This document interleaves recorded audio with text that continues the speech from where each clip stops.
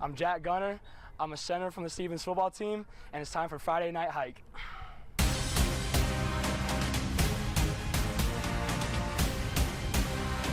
Friday Night Hike, sponsored by Monument Health and Pioneer Bank and Trust.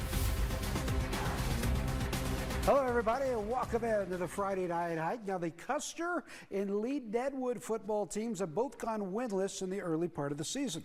That's right, Vic. But tonight, the Gold Diggers and Wildcats tried to get things on track as they squared off at Ferguson Field.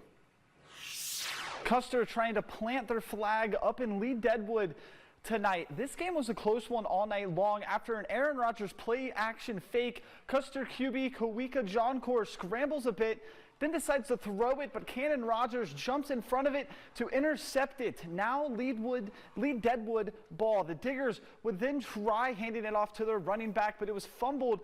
And after multiple players jumped on it, it was Custer who walked away with the fumble recovery. Lead-Deadwood would get the ball back after another turnover, and this time the Diggers cash in on it. Peyton Percy takes it in Wildcat formation and runs it in himself for the score. It's now a 12-10 lead for Custer. Custer would answer right back with a touchdown of their own. Running back starts right, then cuts back left and gets around everyone and finds the end zone to put Custer up 19-10. Lead-Deadwood would score again, but Custer held the lead and won the game 19-18. Vic has some highlights from O'Hara Stadium. Quite the game there, and that was homecoming for the Cobblers tonight as they hosted second-ranked Brandon Valley. In the third quarter, Central's Troy Ketches gets it on the end around. He takes it here for a nice gain of 13. Ketches was last week's Athlete of the Week. Waylon Bimbo then gets the handoff, heads right up the middle. Bimbo fights through tacklers, gets across the goal line for a touchdown. Fourth quarter now, Brandon Valley quarterback Jake Halseth gets the ball out to Jonah Jewell. He makes the catch and takes it for a nice gain of 19.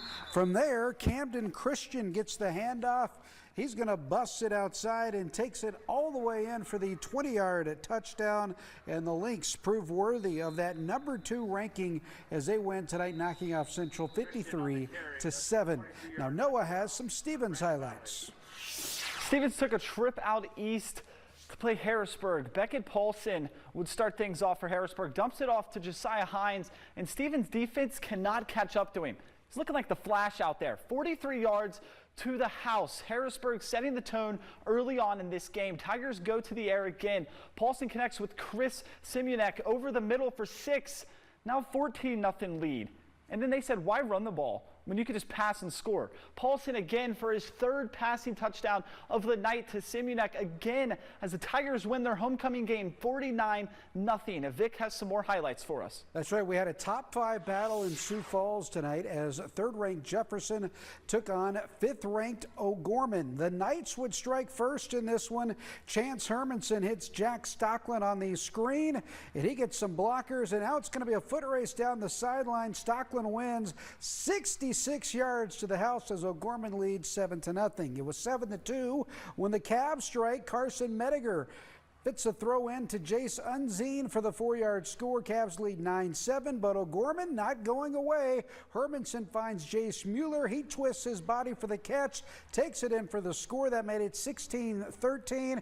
This was a great game. Fifth-ranked O'Gorman pulls off the upset, knocking off third-ranked Jefferson 32-29. To the scoreboard now, Douglas came up on the short end, falling to Watertown 48-0. Spearfish and Huron played a great game. The Spartans come up a little short, falling to the second-ranked Tigers 27-25. Sturgis on the road loses to Aberdeen Central 21-13. Hot Springs picks up a big win 31-20 over Rapid City Christian tonight. St. Thomas More stays unbeaten as it rolls past Lakota Tech 69-0.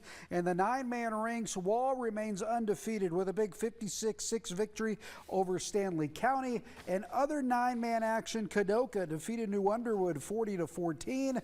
Phillip shut out Jones County 51-0. Don't go away. We have Belfouche highlights, Mines volleyball, and more scores coming up on the Friday Night Hike.